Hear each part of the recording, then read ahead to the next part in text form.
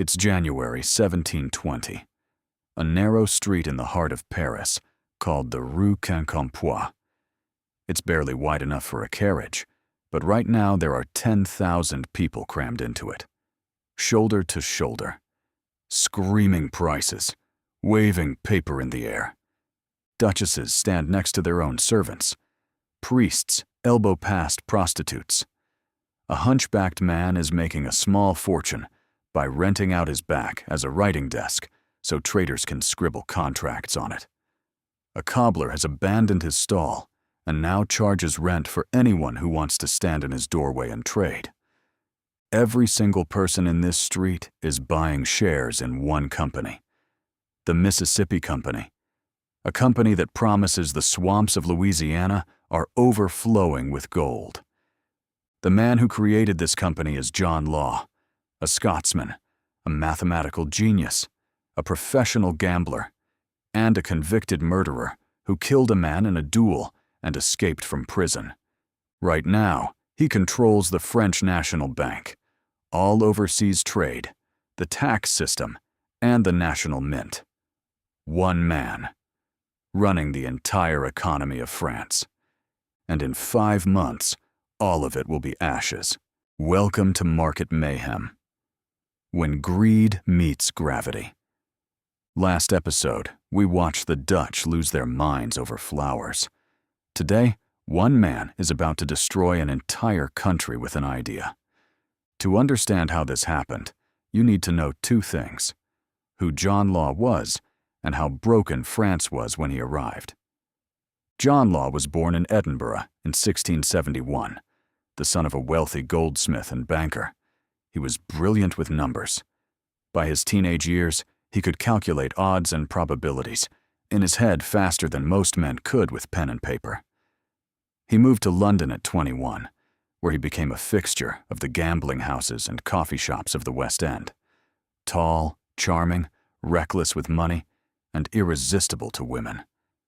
Then, in 1694, everything changed. Law killed a man named Edward Wilson in a duel over a woman. He was arrested, tried, and sentenced to death. He escaped from prison, likely with help from powerful friends, and fled to the continent. For the next 20 years, he wandered Europe, Amsterdam, Venice, Genoa, Turin, gambling for a living and developing an extraordinary theory about money. Law's big idea was this: money doesn't need to be gold. Money is simply a tool of exchange, and the more of it that circulates in an economy, the more trade happens, the more wealth is created. A country with more money in circulation will always outperform a country hoarding gold in a vault. Paper money, backed by the confidence of the state, could replace gold entirely and supercharge an economy. It was radical. It was ahead of its time by 2 centuries. And in the right hands, it could have worked. But the hands it ended up in were Law's own. And Law had a gambler's fatal flaw. He could never stop doubling down. Now, France. By 1715, the Sun King Louis XIV was dead after 72 years on the throne. He left behind Versailles, a global empire, and a national debt so enormous it was suffocating the country. 3 billion livres in debt, annual revenue of just 145 million, a ratio of roughly 20 to 1. The tax system was corrupt, broken, and hated. Previous kings had debased the coinage so many times that nobody trusted French money anymore. France was the most powerful nation in Europe, and it was functionally bankrupt. The new ruler was Philippe, Duke of Orleans, serving as regent for the 5-year-old Louis XV. Philippe was desperate. He needed someone with a radical idea. And John Law had been waiting 20 years for exactly this moment. Law presented his plan to the regent. Let me create a bank. Let me issue paper money backed by gold deposits. Let me show France that paper can be better than metal. Philippe, out of options, said yes. In May 1716, the Banque Générale was born, France's first real bank, And it worked. Law's paper notes were accepted for tax payments, which gave them instant credibility. Trade improved. Credit flowed. The economy began to breathe. But Law wasn't finished. He was just getting started. In August 1717, Law created the Mississippi Company, the Compagnie d'Occident. It was granted a monopoly on all trade with France's Louisiana territory, a vast stretch of land covering roughly a third of what is now the United States, the entire Mississippi River basin. Law told investors that Louisiana was rich beyond imagination. Gold, silver, precious stones, fertile land as far as the eye could see. Colonists would flood in, wealth would pour out, and shareholders would grow rich on the bounty of the New World. There was just one problem. It wasn't true. Louisiana was a mosquito-infested swamp. The few colonists who had gone there were starving, dying of disease, and begging to come home. There was no gold. There was no silver. There was nothing but mud and misery. But nobody in Paris knew that. And Law was incredibly persuasive. In December 1718, the Regent nationalized Law's bank as the Banque Royale. It could now print money backed by the full authority of the French crown. Then, Law absorbed the French East India Company, the China Company, and the Africa Company into his Mississippi venture. He renamed it the Compagnie des Indes, the Company of the Indies, a monopoly on all French overseas trade. Then he took over the national mint, then the entire tax collection system. By 1720, John Law personally controlled the money supply, all overseas trade, the mint, and tax revenue. One man was running the French economy like a single enormous machine. And the shares went vertical. The first Mississippi shares were offered at 500 livres in January 1719. By August, they had climbed to 5,000. By December, 10,000. By January 1720, they touched 12,500 livres, a 25-fold increase in 12 months. The scene on the Rue Quincampoix was unlike anything the world had seen. This narrow street in central Paris became an open-air stock exchange. Thousands of people packed in every day from dawn until well past midnight. The noise was deafening. Aristocrats arrived in carriages. Their own servants were already inside, trading. The stories of overnight wealth were staggering. A waiter reportedly made 30 million livres. A chimney sweep retired as a gentleman. Coachmen left their employer's service because they had become richer than the families they served. A Parisian woman who owned a small boarding house became so wealthy she bought a country estate.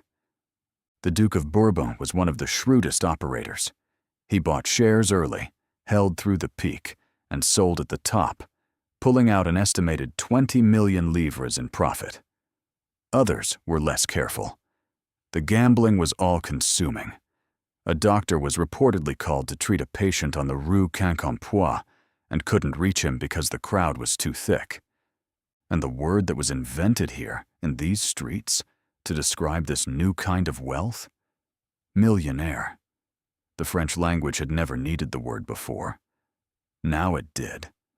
Because Law's system was creating millionaires out of ordinary people at a rate the world had never imagined. Everyone believed in the system.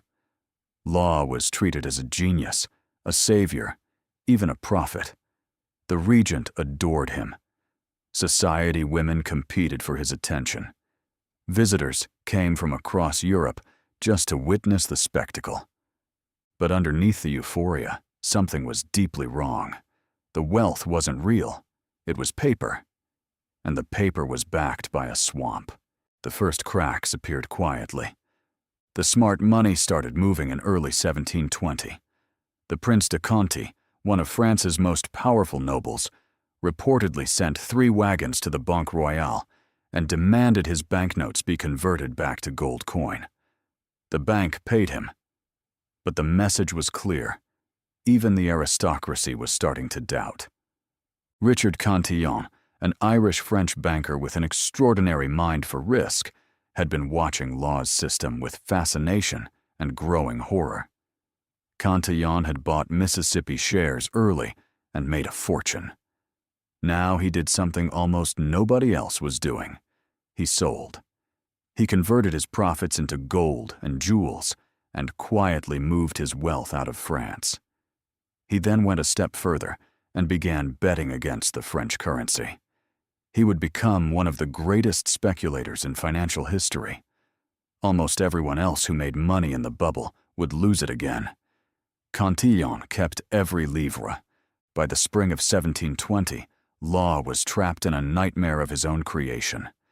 To keep share prices high, the Banque Royale had to keep printing money. But printing money was destroying the value of the currency. Prices of bread, meat, and basic goods were soaring. The people who had become paper millionaires were discovering that their millions couldn't buy what 10,000 livres had purchased a year earlier. In a desperate attempt to control the situation, Law enacted a series of increasingly authoritarian measures. In February, he banned the ownership of gold and silver above 500 livres. He made it illegal to hold more than a tiny amount of real money. Citizens were required to deposit their gold at the bank in exchange for paper notes.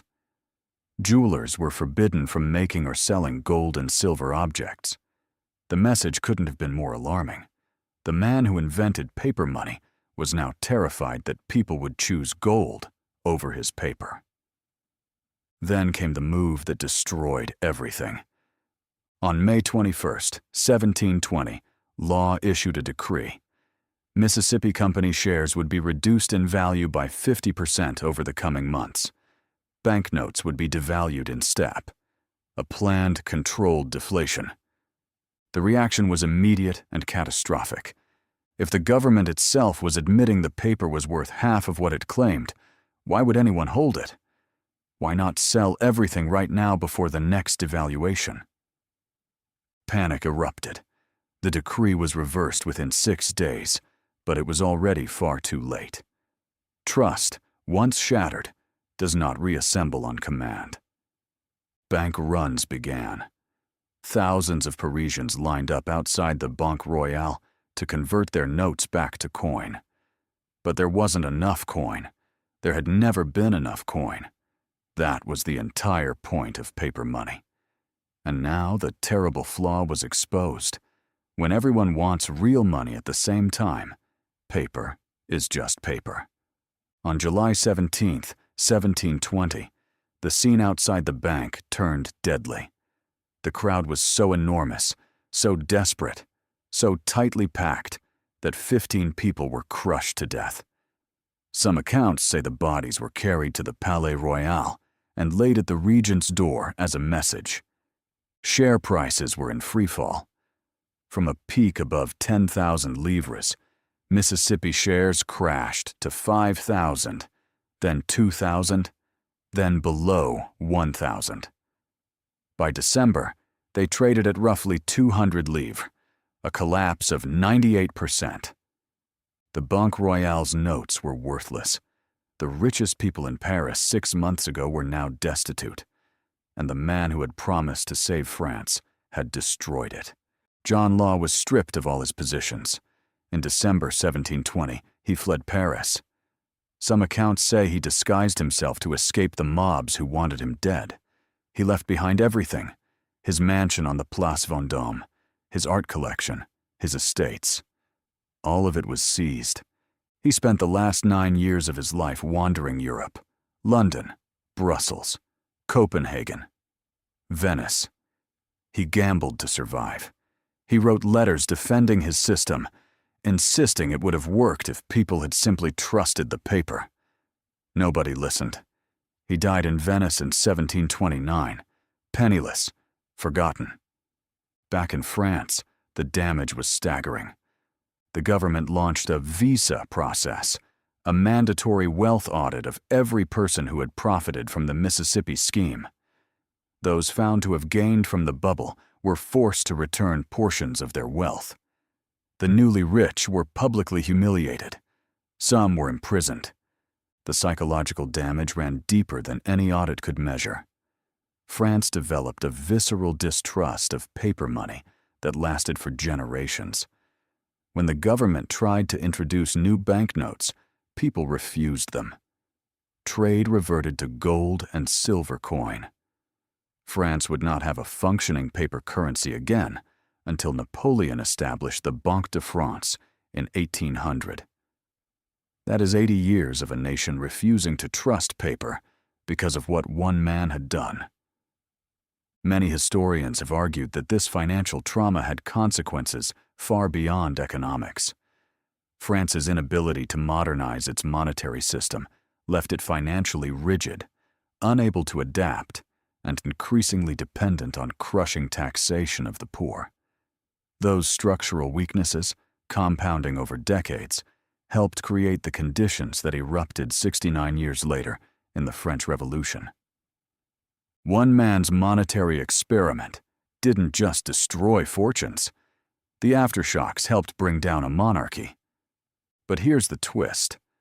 John Law wasn't entirely wrong. His core insight, that paper money could be more efficient than gold, that a well-managed currency could boost economic growth, was actually correct. Every modern economy runs on fiat currency. Every central bank prints money. Law was 2 centuries ahead of his time. The problem wasn't the theory, it was the execution. It was a gambler who couldn't stop printing, a system with no checks, a company backed by promises instead of profits, and a nation so desperate for a miracle that it suspended all critical thinking. Sound familiar? So what does a 300-year-old money-printing disaster teach a modern trader? More than you'd think. First, the money lesson. This is the big one. The Mississippi Bubble is the origin story of every money-printing crisis in modern history. Law discovered what every central banker since has relearned. Printing money works brilliantly right up until the moment it doesn't. It inflates asset prices. It creates the illusion of wealth. It makes everyone feel rich. And then the currency starts dying. Your account balance goes up, but the purchasing power of each unit goes down. The lesson: when you see asset prices rising because of liquidity injection, rather than genuine earnings or productivity, be very careful. You're not getting richer. The money is getting cheaper. That's not the same thing. Quantitative easing, zero interest rates, stimulus checks, algorithmic stablecoin printing. It's all the same pattern Law pioneered 3 centuries ago. Second, the mind lesson. The social mania in Paris was total. Servants were richer than their masters. Duchesses traded alongside prostitutes. Rational people abandoned every instinct of caution because everyone they knew was getting rich. The lesson: when the social hierarchy of who is wealthy starts inverting rapidly, when people with no financial training are outperforming seasoned professionals, when cab drivers and waiters are giving you stock tips, you are deep inside a bubble. The mania itself becomes invisible because it's everywhere, like a fish that doesn't notice the water it swims in. Step back, question everything. The crowd is loudest at the peak. Third, the method lesson. Not one person buying Mississippi shares had seen Louisiana. Not one buyer had verified the gold deposits. Not one investor had asked, what are the actual revenues of this company? The answer was virtually nothing. The shares were priced on a story, a beautiful, compelling, expertly told story about limitless wealth in the new world. The lesson: stories are not valuations. A charismatic founder is not a balance sheet. If the thesis behind an investment is a narrative rather than numbers, you're speculating, not investing. And if the narrative is coming from the same person who controls the money supply, run. 300 years have passed since the Rue Quincampoix went silent. We've changed the names. Quantitative easing, SPACs, meme coins, AI hype. But the structure is identical. Easy money, a compelling story, a crowd that can't imagine losing, and a system with no brakes. John Law would have recognized all of it instantly. A gambler, a killer, a genius. And the most dangerous thing in finance, a man with a brilliant theory and no one to tell him no. John Law didn't set out to destroy France. He genuinely believed paper money was the future. And he was right. He was just 3 centuries too early, too reckless, and too addicted to the bet to know when to fold. The Mississippi bubble wasn't just a financial disaster. It was a warning about what happens when one person controls the money supply, when an economy runs on faith instead of fundamentals, and when a nation is so desperate for a miracle that it hands the keys to a stranger. And the strangest part? While Law's system was collapsing in Paris, the exact same mania was playing out across the English Channel. Isaac Newton was about to lose a fortune. The South Sea Company was about to break Britain. And the man who could calculate the motion of the stars was about to prove that genius is no defense against greed. Next time on Market Mayhem, the bubble that broke Britain. If today's story made you think about your own trading, take the free mind, method, money assessment at CompleteTradersEdge.com/assessment. Find out which pillar of your trading needs the most work, and grab the book, The Complete Trader's Edge, for the full framework. Links in the description. Subscribe so you don't miss the next disaster.